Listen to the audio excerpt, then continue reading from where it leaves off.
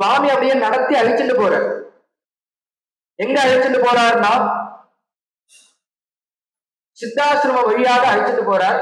போற வழியில இந்த சுவாமிக்கு போற கலப்பு தெரியாம இருக்கணும். ஏன்னா ராஜகுமாரால் அவளுக்கு நடக்கிற சிரமம் தெரியாம இருக்கணுங்கிறதுக்காக போற வழியில கதைய சொல்லிட்டே போறார். சுவாமி குழந்தையா இருக்கிற காலத்தையே நகாந்திரத கதோ வித்வானுங்கிற பொய் கதை சொன்னா அவர் கேட்கவும் மாட்டார், கேட்கவும் பிடிக்காது. அதனால உண்மையா நடந்த கதை எதுவோ அதை பார்த்து சொல்லிட்டே போறார். என்னென்னா கங்காவதரணம், ஸ்கந்தோத்பத்தி, கங்காவதாரணம் முதலிய சரித்திரங்கள் சொல்லிட்டே வரார். ஏஷ பூர்வாசிரமோ ராமா. இப்படி வர வழியில பார்த்தா தாடகங்கிற ஒரு ராட்சசி நிக்கிறா. அந்த ராட்சசிய வதம் பண்ணணும். இவளும் அந்த யாகத்தை யாரு கெடுக்கிறானோ அவளுடைய அம்மா இவள். அவளை வர வழியிலேயே பார்த்தா உடனே பார்த்தாரு அந்த தாடகைய முதல் அந்த பெண்ணா இருந்தாலும் சுவாமி யோசிக்கிறார். இப்படி அந்த பெண்ணை வதம் பண்ணணுமா அப்படின்னு யோசிக்கிறார். ஆனா இந்த விஸ்வாமித்திரர் சொல்றார், நீ பண்றது லோகக்ஷேமத்துக்காக உள்ள காரியம், அதனால் நீ வதம் பண்ணணும்னு சொல்ல. தனுதர சிவக விதாடன விகடித விஷராரு ஷராரு தாட்டகா தாட்டகேயா. சுவாமி தேசிகன் ரகுவீர கத்தியத்துல சொல்றார், பெண்ணா இருக்கிறதுனால அவரை வதம் பண்ணணுமான்னு சுவாமி யோசிக்கிறார். தன்னுடைய பராக்கிரமத்துக்கு அந்த பெண்ணை வதம் பண்ணணுமான்னு யோசிக்க உடனே விஸ்வாமித்திரர் சொல்றார், நீ வதம் பண்ணிதான் ஆகணும், அவர் ஒன்றும் நல்லவள் இல்லை, அதனால நீ பண்ணிதான் ஆகணும்னு சொல்லி அவளை சொல்ல உடனே தாட்டகைய வதம் பண்றார் சுவாமி. உடனே வரவழியில ஒரு ஆசிரமம் தெரியுது. என்ன ஆசிரமம்னா ஏஷ பூர்வாசிரமோ ராமா. ஏ ராமா, இது எந்த இடம்னு தெரியல, சித்தாசிரமம் வந்தாச்சு, இது எந்த இடம்னு உனக்கு தெரியறதா? உடனே சுவாமி அப்படி பார்க்கிறார். ஏஷ பூர்வாசிரமோ ராம, உன்னுடைய பூர்வாசிரமம். உடனே சுவாமிக்கு இடுக்குன்னு போயிருக்கு. ஏன்னா நம்ம அவதார ரகசியத்தை இவர் போட்டு உடைக்கிறாரு, நம்ம பகவான்கிறதை இவர் சொல்றாரோன்னு நினைச்சுட்டு இப்படி பார்த்தார். வாமனஸ்ய மகாத்மனஹா. ராமா, இது வாமனன் ஒரு குழந்தை இருந்தார், அந்த குழந்தையுடைய ஆசிரமம் இது. வாமனஸ்ய மகாத்மனஹா சித்தாசிரம இதி க்யாதா. சுவாமி பொழைச்சேன்னானா, ஏன்னா அவதார ரகசியத்தை உடைச்சு விடுறாரு இவர்னு நினைக்கிற காலத்துல வாமனர் இருந்தாரு, அவருடைய இடம் இது சித்தாசிரமம். இந்த இடத்துலதான் நான் யாகம் பண்ண போறேன். சித்தாசிரம இதி க்யாதா சித்தோஹ்யாத்ரமஹா தபாஹ. உடனே அங்க இருக்கக்கூடிய ரிஷிகள்லாம் சொல்றா, அத்ய பிரபதி சத்ராத்ரம், இன்று தொற்று 6 நாட்கள் இந்த ரிஷி யாகம் பண்ணுவார். இவருக்கு நீங்க இந்த யாகத்தை ரட்சிச்சு கொடுக்கணும். பிரபதி சத்ராத்ரம் ரக்ஷதாம் ராகவ யுவாம், நீங்க 2 பேரும் இருந்து ரட்சணை பண்ணி கொடுக்கணும். தீக்ஷாம் கதோ கேஷமுனிஹி மௌனிச்சந்த கமிஷ்யதி.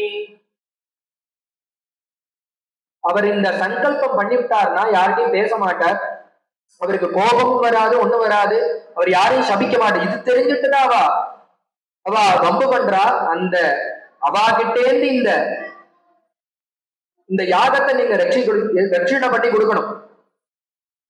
எத்தனை நாள் இந்த யாகம்னா அட்ய பிரபதி ஷட்ராத்திரம்ங்கிற 5 ராத்திரி 6 பகல் கொண்ட இந்த யாகத்தை நீங்க ரட்சணை பண்ணி கொடுக்கணும். கம்பர் சொல்றார், எண்ணுதற்காக்கிறது 2-3 நாள், 2-3 நாள் விண்ணவர் காக்கிய முனிவர் வேள்வியை மண்ணினை காக்கின்ற மன்னன் மைந்தர்கள் கண்ணினை காக்கின்ற இமையை போல் காத்தனர். எப்படி அந்த யாகத்தை ரட்சணை பண்ணி கொடுத்தார்னா எண்ணுதற் காக்கரிதுங்கிற, யாரால நினைச்சு பார்க்க முடியுமா இந்த வேள்விய? ஒரு ரிஷி பண்றார், ஆனா இதை யாராலையும் நினைச்சு பார்க்க முடியாது. ஏன்னா இதற்கு பேசிக்கா என்ன வேணும்னா வேத தியானம் பண்ணி பசிப்பட்டியோட இருந்து யாருகிட்டையும் பேசக்கூடாது, ஸ்திரீகள்கிட்ட பேசக்கூடாது, அப்ராமணாள்கிட்ட பேசக்கூடாது, நியமத்துல இருந்து பண்ண வேண்டியது. சரி, ஒரு நாள் பண்ணக்கூடியதான யாகமானா அட்ய பிரபதி ஷட்ராத்திரங்கிற 6 நாள் பண்ணக்கூடியது. 6 நாளும் பசியோட தூக்கம் இல்லாம இந்த யாகத்தை பண்ணணும். சாப்பாடு கிடையாது. அப்படி கஷ்டப்பட்டு பண்ணக்கூடியதான யாகம், யாருக்குமே சாத்தியம் இல்லாத இந்த யாகம். எண்ணுதற் காக்கிறது 2-3 நாள். 6 நாட்கள் சாத்தியமான யாகம் இது. விண்ணவர் தாக்கிய முனிவர் வேள்வியை வானத்திலிருந்து இந்த ஆவிர்பாவம் யாருக்குன்னா தேவர்களுக்கு போய் நம்ம பண்ணக்கூடிய ஆவிர்பாவங்கள் தான் தேவர்களுக்கு ஆதாரம். அப்படி இருக்கக்கூடியதான அந்த வேள்வி அதை யாரு கெடுக்கிறான்னா ஆகாசத்துல இருந்தபடி இந்த மாரீசனும் சுபாவும் இந்த யாகத்தை கெடுக்கிறார். முனிவர் வேள்வியை மண்ணினை காக்கின்ற இந்த பூலோகத்தை யாரு பரிபாலனம் பண்றாலோ தசரதங்கிற அந்த ராஜா, அவருடைய குழந்தைகளான மண்ணின் மைந்தர்கள் ராம லட்சுமணரால் அவளுக்கு இந்த லோகத்தை காக்கிறது எப்படி பொறுப்போ, அதுல தர்ம காரியம் நடந்தா அதற்கு ஒரு ஆணி வந்தா அதை காக்கிறதும் அவளுடைய பொறுப்புங்கிறதுனால மண்ணின் மைந்தர்கள் கண்ணினை காக்கின்ற இமையை போல் காத்தனருங்கிறது கம்பநாட்டாழ்வார். அந்த பொறுப்பு அவளுக்கு இருக்கிறதுனால கண்ணை எப்படி காக்கிறாளோ அது போல காக்கிறார். இந்த இடத்துல எப்படி வர்ணிக்கிறார் கம்பர்னா, கண்ணை கண்ணுங்கிற ஸ்தானத்துல அந்த வேவியையும் இமைங்கிற ஸ்தானத்துல இந்த ரட்சணத்தையும் வச்சிருக்கார். சுவாமி என்ன பண்றார், அதுலயும் ஒரு சுவாரஸ்யம். ஏன்னா இமைய காட்டிலும் கண்ணுதான் உயர்ந்தது. அது போல எது வசத்தின்னா அந்த யஜ்ஞோதி சிரேஷ்டதம கர்மானி யஜ்யம் தான் ரொம்ப உயர்ந்ததுன்னு தெரிவிக்கிறத காக்கிறதுக்காக கம்பன் சொல்றார், கண்ணை காக்கின்ற இமையை போல் காத்தனர். எப்படி காக்கிறான்னா, ராமர் எப்படின்னா பெரிய பெரிய அந்த மேல இருக்கக்கூடிய விழி இருக்கே அது ஒரு இடத்துலதான் இருக்கும், சின்ன விழிதான் போயிட்டு வரும். அது போல ராமர் என்ன பண்றார், வட்டை அடிச்சுட்டே இருக்கார். யாராவது வராளான்னு பார்த்து அந்த யாகத்தை ரட்சணை பண்றார். ஆனா லட்சுமண சுவாமி ஒரு இடத்துல கருவிழி போல இருந்துட்டே இருக்கார், ஒரு இடத்துல ஸ்திரமா இருந்து அதை காக்கிறார். அப்படி யாகத்தை ரட்சணை பண்ணி கொடுக்கிறார். அந்த உடனே சொன்னது போல அந்த யாகம் பூர்த்தி ஆகிற காலத்துல மாரீச்சனும் சுபாகுவும் வர மானவ அஸ்திரத்தினால மாரீச்சனை விரட்டுற, அவனை வதம் பண்ணல. சுபாகு என்ன பண்ணார், வதம் பண்ணி விடுறார். மாரீச்சன் அந்த மானவாஸ்திரம் என்ன பண்றது, நீர்ல மூழ்கி கொண்டு போய் கரையில போட்டுறது. ஏன் அவனை வதம் பண்ணலன்னா, இதுவும் அவதார காரியம். இவன் தான் பின்னாடி ராவணனுக்கு சகாயத்துக்காக அந்த மாரீச்சனை சகாயத்துக்கு அழைக்க போறான். அந்த ராவணன் மான் வேஷத்துல இவன் தான் வரப்போறான். இவன் வந்த பிறகுதான் தேவி அந்த லங்காதிபதி ராவணன் தூக்கிட்டு போறான். போனாதான் மேல எல்லா கதையும் நகரும். ராவண வதத்தின் பொருட்டு இவனை இப்ப சுவாமி விடுவிச்சார். அவனை கொண்டு போய் அந்த கரையில போட்டுட்டு மானவாஸ்திரம் ஜீவனை விட்டுட்டு போயிடுத்து. அது மட்டும் இல்ல, சுவாமி தர்மம் தெரிஞ்சவர். இதற்கு முன்றைய கதை எதுன்னா, இந்த தாடகைய வதம் பண்ணிட்டு வந்திருக்கார் சுவாமி. ஒரே காரணத்தினால அந்த தாடகைய வதம் பண்ணிட்டு வந்திருக்கார். அந்த தாடகா வதம் இன்னும் இந்த குழந்தைகள் பசங்களுக்கு தெரியாது. நாளைக்கு அந்த தாடகைக்கு காரியம் பண்ணணும்னா யார் இருக்கா, ஒரே ஆசாமி இந்த மாரீச்சன் தான் இருக்கா. அதனாலையும் அவ அம்மாவுக்கு காரியம் பண்ணணும்ங்கிறதாலே அதையும் மனசுல வச்சிருந்து சுவாமி இந்த மாரீச்சனை ஜீவனோட அனுப்பினார். தர்ம சிந்தனையோட அவனுக்கு ஜீவனை கொடுத்தார். இந்த கடைசியாக யாகம் பூர்த்தியாகி அவகிருதங்கள்லாம் நல்லபடியாக முடிஞ்சோடனே சந்தோஷப்பட்டாரா அந்த விஸ்வாமித்திரர். அவர் வாக்குனால இனிமையா ராவன்ட்ட நன்றி தெரிவிக்கிறார். கிருதார்த்தோஸ்மி மகாபாகோ கிருதம் குரு வச்சஸ்துவயா. குருவுடைய வாக்கை நீ கரெக்டாக செய்து முடித்தாய்ங்கிற, சொன்னபடி செஞ்ச. குரு வச்சஸ்துவயா, குரு வச்சனத்தை கேட்டு நீ நல்லபடியா அந்த யாகத்தை ரட்சணை பண்ணி கொடுத்த. சித்தாசிரம் இது சத்தியம். இன்னைக்குதான் அந்த சித்தாசிரம்ங்கிறது சத்தியமாகுது. ஏன்னா எடுத்துட்ட சங்கல்பம் முழுமையாக பூர்த்தியாச்சு. ராம மகாயசாக 2 பேருக்கும் ஒரு தன்யவாதத்தை தெரிவிக்கிறார். குருவா இருந்தாலும் இப்பேற்பட்ட யாகத்தை ரட்சணை பண்ணி கொடுத்தேனே, நான் இந்த நிமிஷத்துலதான் கிருதார்த்தனானேன்னு சொல்லி சொல்றார். இப்படி இருக்கிற காலத்திலேயே மிதிலையிலேருந்து ஆக்வானம் வருது. என்ன ஆக்வானம்னா, தனுர்யஜ்யம்ங்கிற ஒரு ஆக்வானம். என்ன தனுர்யஜ்யம்னா, இந்த சீதா தேவிக்கு ஸ்வயம்பரத்துக்கு ஆக்வானம். அதுக்கு என்ன அந்த ஜனகன் என்னத்தை ஒரு பந்தயமா வச்சிருக்கார் அப்படின்னா, தன்னுடைய குழந்தையை யாரு விவாகம் பண்ணிக்க போறாளோ அவர் ஆத்துல இருக்கக்கூடியதான சிவ தனுச நகர்த்தினா போதும், அதுதான் அதுக்கு பந்தயம். அது யாரு நகர்த்துறாலோ அவளுக்கு தன்னுடைய குழந்தையை கன்னிகாதானம் பண்ணி தரதாக சங்கல்பம் பண்ணியிருக்கார். உடனே அந்த பத்திரிக்கை வந்தோடனே சுவாமி கிளம்பலாமாங்கிறார். அவர் குருவாச்சம் உபதேசம் பண்ணதுனால அவர்தான குரு. அவர்கிட்ட சுவாமி நம்ம கிளம்பலாமா மிதிலைக்குன்னார். நீங்க ராஜகுமாராலாச்சே, நாங்க யஜ்ய சம்ரட்சணத்துக்கு தானே உங்களை கூட்டிட்டு வந்தேன், நீங்க இப்ப எனக்கு தானே பத்திரிக்கை வந்திருக்குன்னா உங்களுக்கு வரல, எங்களையும் சேர்த்துதான் கூப்பிட்டுருக்கா. உங்களுடைய சிஷ்யாலோட வந்து இதை நடத்தி தரணும் தானே சொல்லியிருக்கா அந்த யாகத்தை. இந்த யாகத்துக்கு எப்படி நீங்க கூட்டிட்டு வந்தலையே அதே போல அதுவும் ஒரு யாகம், தனுர்யஜ்யம். அந்த யாகத்துக்கு சிஷ்யாலோட வாங்குவோன்னு கூப்பிடுறா. நான் உங்களோட சிஷ்யா, நாங்களும் பெறுவோம்னு சொல்லி கிளம்ப போற காலம் மிதிலைக்கு போற காலத்துல அவளுக்கு சிரமம் தெரியாம இருக்கிறதுக்காக பக்தஸ்ய கார்த்திகேயே காப்புஸ்த புவி மாணவா ஆயுஷ்மான் புத்திர பௌத்ராச்ச ஸ்கந்தமாலோக்கியதாம் பிரஜேத். ஸ்கந்தோத்பத்தி, கங்காவதரணம் முதலிய சரித்திரங்க சொல்லிட்டு வர நட தெரியாம இருக்கிறதுக்காக, சிரமம் தெரியாம இருக்கிறதுக்காக. எந்த பிரபுவை பத்தி சொன்னான்னா, எந்த பிரபு இந்த கலியில பிரத்யட்சமோ அந்த பிரபுவுடைய சரித்திரத்தை சொல்றார். பக்தஸ்தயா கார்த்திகேயே, இந்த கலியில பிரத்யட்சமான மூர்த்தி இந்த முருகன். அந்த முருகக் கடவுளை பத்தி சொல்லிட்டு வர்றார். அவருடைய உற்பத்தி கருணையின் வடிவான அந்த பரமேஸ்வரன், கருணையின் வடிவான அந்த பார்வதி தேவிக்கு உண்டான அந்த குழந்தைதான் இந்த முருகன் சண்முகநாதன். அவருடைய உற்பத்தி சொல்லி கருணையே முடிவா அருவமும் உருவமாய்ங்கிறார். அந்த குழந்தைக்கு கருணை மட்டுமே இருக்கும். ஏன்னா குழந்தை தெய்வம்ங்கிறதுனாலேயே அவருக்கு கருணை மட்டும்தான் இருக்கும். கலியில அந்த குழந்தை பிரத்யட்சம், நீ எது கேட்டாலும் கொடுக்கறதுக்கு சித்தமாக இருக்கக்கூடியதான ஒரு கடவுள் அது. ஏன் மித்த கடவுளுக்கெல்லாம் தயை இல்லையான்னா, எல்லா கடவுளுக்கும் தயை இருக்கு. குழந்தைக்கு எல்லாருக்கும் சாமானிய ஒரு மனுஷனுக்கும் ஒரு குழந்தைக்கும் என்ன வித்தியாசம்னா, ஒரு பெரியவாழ்கிட்ட போய் ஒரு வஸ்துவை கேட்டா இஷ்டம் இருந்தா கொடுப்பா, இல்லாட்டி கொடுக்க மாட்டா. அதுவே ஒரு குழந்தைகிட்ட போய் எனக்கு ஒரு சாக்லேட்டை கொடுத்து சாக்லேட்டை தா அப்படின்னு நம்ம ஒரு கேட்கிற விதத்துல கேட்டோம்னா, ஒரு இனிமையா தான்னு ஒரு அன்பாக கேட்டோமானா, அந்த குழந்தை தனக்கு வச்சிருந்த சாக்லேட்டா இருந்தாலும் கொடுத்து விடும். எது கேட்டாலும் கொடுத்துடும். அதனுடைய வஸ்து பொறுமானம் கூட இருந்தாலும் கொடுத்து விடும். ஏன்னா கேட்கிற விதத்துல கேட்டா கொடுத்துரும். ஏன்னா குழந்தை அது. அது போல இந்த முருகனை வர்ணிக்கிற சொல்றார். குமாரோபனிஷத்துல சொல்லும் போது தஸ்மை குமாராய நமோ அஸ்து. இன்றும் அவர் குமாரனாக தான் இருக்கார், குழந்தையாக தான் இருக்கார். எது கேட்டாலும் உடனே கொடுக்கக்கூடியதான ஒரு தெய்வம் அது. அந்த தெய்வத்துக்கிட்ட எது பிரார்த்தனை பண்ணாலும் கலியில பிரத்யட்சமா கொடுப்பார். அந்த தெய்வத்தினுடைய கதையை சொல்ல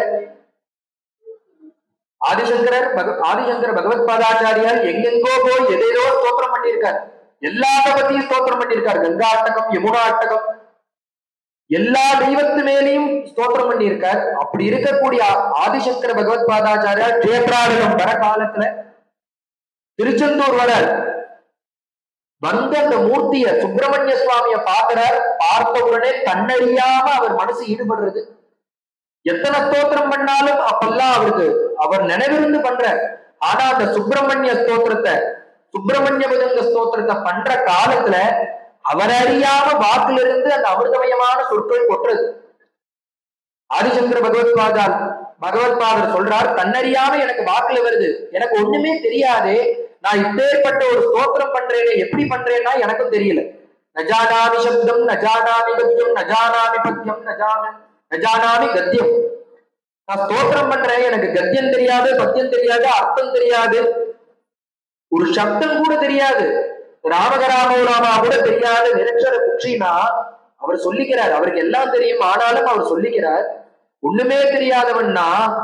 ஆனா நான் இன்னைக்கு உன்னை ஸ்தோத்திரம் பண்றேன். அதுவும் எப்படின்னா என்ன மறந்து ஸ்தோத்திரம் பண்றேன். என் வாக்குல இருந்து அமிர்தமயமான சொற்கள் கொட்டுறது. ஏன் கொட்டுறதுன்னா ஒரு தேஜஸ் உள்ள இருந்து என்னை இயக்கி பேச வைக்கிறது. எது அந்த தேஜஸ்ன்னா, சிதேகா ஷடாஸ்யா ஹிருதித்யோதமேனே முகான்னிஸ்தரந்தே சிரஸ்சாபி சித்திரம். உள்ளுக்குள்ள ஜோதி குழம்பாக 6 முகங்களுடைய ஒரு ரூபம் உள்ள இருந்து என்ன பேச வைக்கிறது. அந்த ரூபம் உள்ள இருந்து ஏதோ என்ன அனுகிரகம் பண்றதுனால என்ன அறியாம நானே என்ன மறந்து உன்னை ஸ்தோத்திரம் பண்றேன் முருகான்னு ஸ்தோத்திரம் பண்ற. அப்பேற்பட்டதான சுப்பிரமணிய புஜங்க ஸ்தோத்திரம் திருச்செந்தூர் முருகனை பார்த்து பாடுற. இதற்கு மேல சொல்றார் பகவத் பதாச்சாரியால், முருகா நான் மனமுருகி உன்னை ஸ்தோத்திரம் பண்றேன், இப்ப தெம்பு இருக்க பண்றேன். தெம்பு இல்லாத காலம்னு ஒண்ணு வருது, இந்த கடைசி காலம். அந்த காலத்துல நான் என்ன அறியாம உட்கார்ந்துட்டு இருப்பேன், அப்படி படுத்து கிடப்பேன், கட்ட போல இருப்பேன். அப்ப நீதான் வந்து என்னை காப்பாத்தும். எப்படி காப்பாத்தணும், நான் எப்படி கிடப்பேன்னா, கிருதாந்தஸ்ய தூதேஷு சண்டேஷு கோபாத்து ஜகத் சிந்தி பிந்தீதி மாம் தர்ஜயத்சு மயூரம் சமாருக்கிய மாம்பைரிதித்வம் புரசக்தி பானே மமாயாகி சீக்கிரம். நான் கட்ட போல ஒரு காலத்துல கிடப்பேன். அந்த காலத்துல என்ன பண்ணுவான்னா, கிருதாந்தஸ்ய தூதேஷு எல்லாரும் சொல்றா அந்த யமனுக்கு கருணையே கிடையாது. யமஸ்ய கருணாநாஸ்தி கர்த்தவியம் ஹரிகீர்த்தனம்ங்கிற அந்த யமனுக்கு கருணையே கிடையாது. அப்படி இருக்கக்கூடிய அந்த யமதூதர்கள் வந்து என்ன பண்ணுவா, சண்டேஷு கோபாத்து, கோபத்தினால என்ன பண்ணுவான்னா, தகத் அவன் என்ன வாங்கோன்னு இனிமையா கூப்பிட போறான்னா, தகத் சிந்தி பிந்தின்னு அடி குத்து வெட்டு கொல்லுன்னு இது போல வார்த்தைகளை பிரயோகப்படுத்தா நம்மள கூட்டிட்டு போவா. அப்ப நான் பயந்து போயிடுவேன்.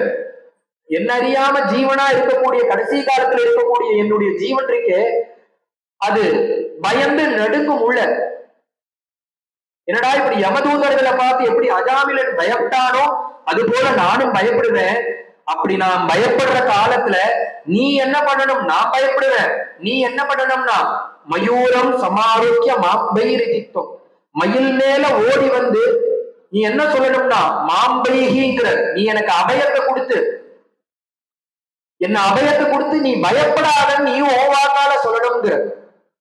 அப்படின்னா நான் கட்ட மாதிரி இருந்தாலும் நான் பயந்தாலும் யமதூதர்கள் வந்து கூப்பிட்டாலும் இந்த கடைசி காலத்துல என்னை யமதூதர்கள் வந்து பயமுறுத்துற காலத்துல மாம்பைகின்னு எனக்கு அபயம் கொடுக்கறதுக்கு நீ ஓடி வரணும் முருகா.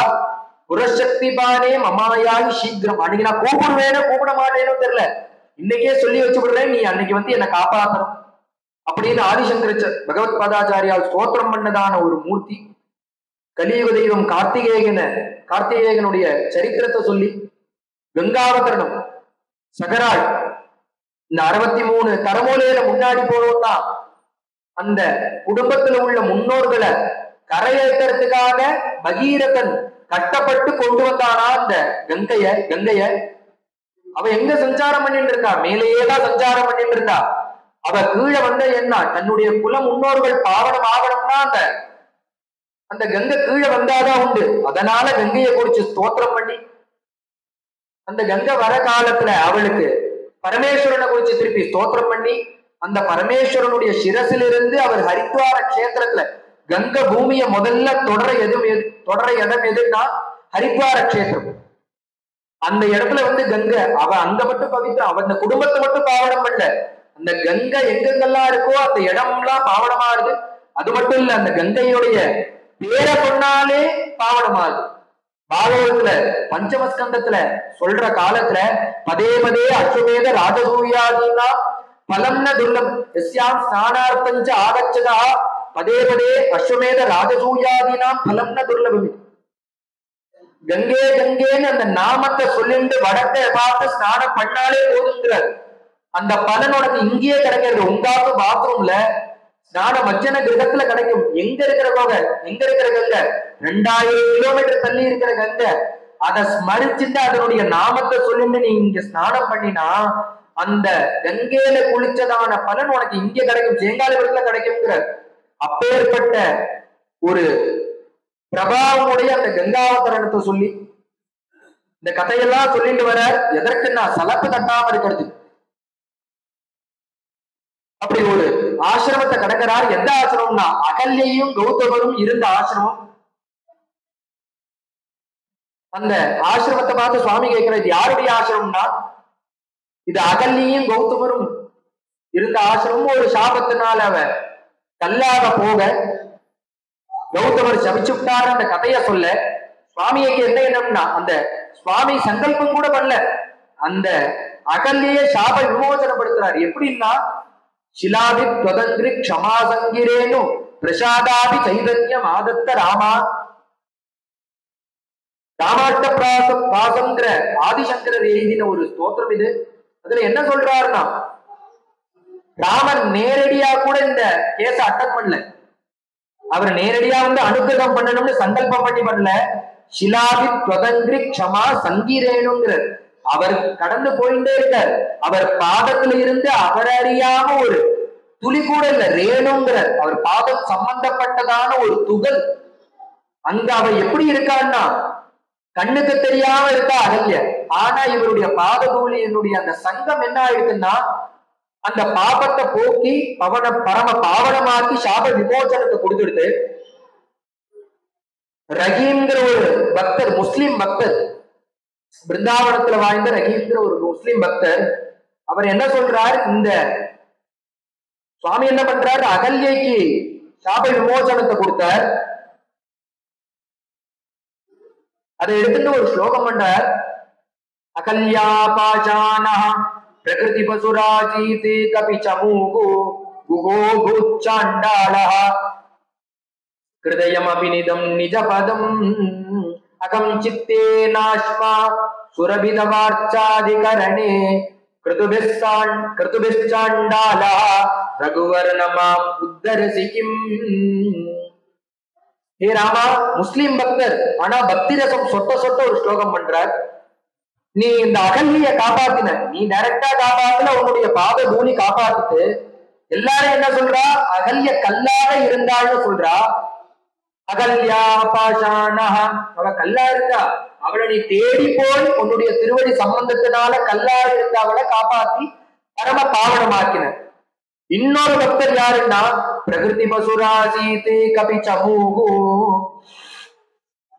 ஒரு இங்கிதமே தெரியாத ஒரு குரங்கு, எந்த ஒரு விதரணமும் தெரியாத ஒரு குரங்கு யாருன்னா சுக்ரீவன். அவனுக்கு திடமே கிடையாது. கபிச்சமூகு, அந்த சுக்ரீவனுக்கு வாழைக்காய்க்கு முன்னாடினா அவனுக்கு ஒரு அனுகிரகம் பண்ணி அகண்டதான வான ராஜ்யத்தை கொடுத்த.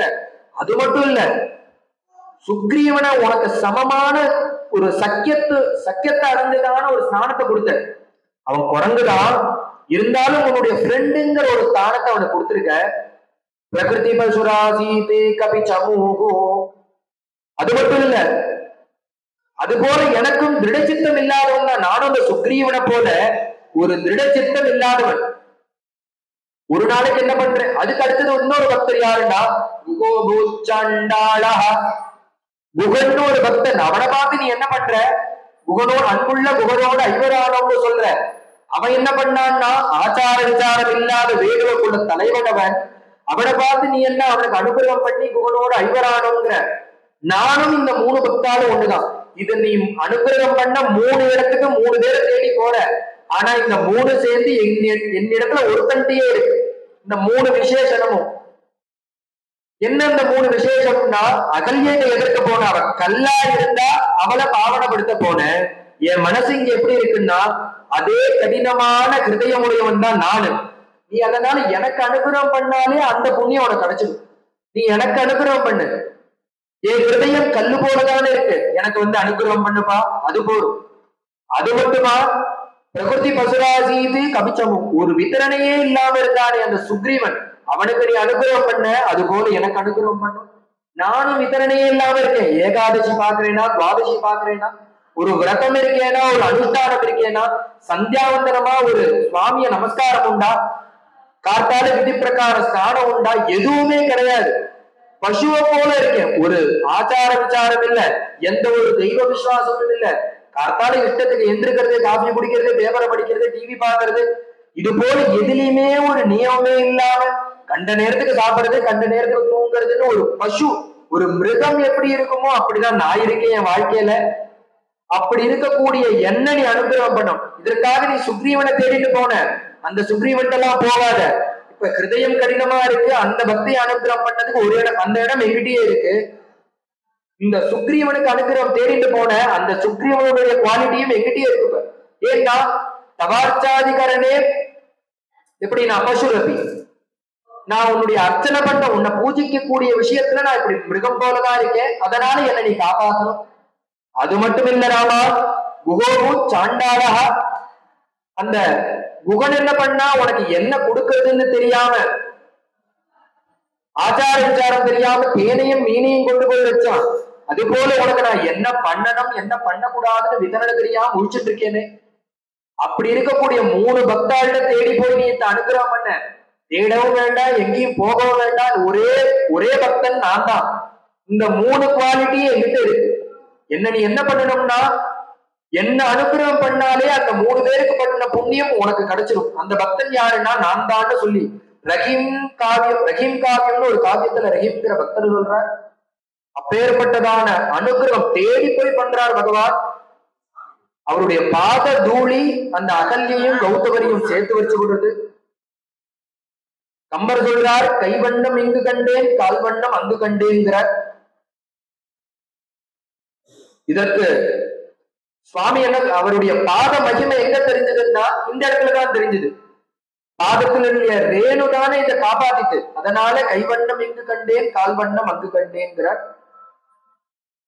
இப்படி சுவாமி அந்த அகல்யையும் கௌதமருக்கும் அனுகிரகம் பண்ணிவிட்டு, விஸ்வாமித்ரா அவனுப்பிராப்தம் சுத்வாசான் சான்றிபதிஸ்ததா சதானந்தம் புரஸ்கிருத்ய.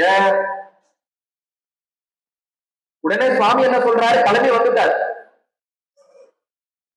கிளம்பி இந்த மிதிலைக்கு வந்துட்டார். வரவழியில அந்த அகல்யக்கும் கௌதமருக்கும் ஆசீர்வாதம் பண்ணிவிட்டு சாப விமோசனத்தை கொடுத்தார்.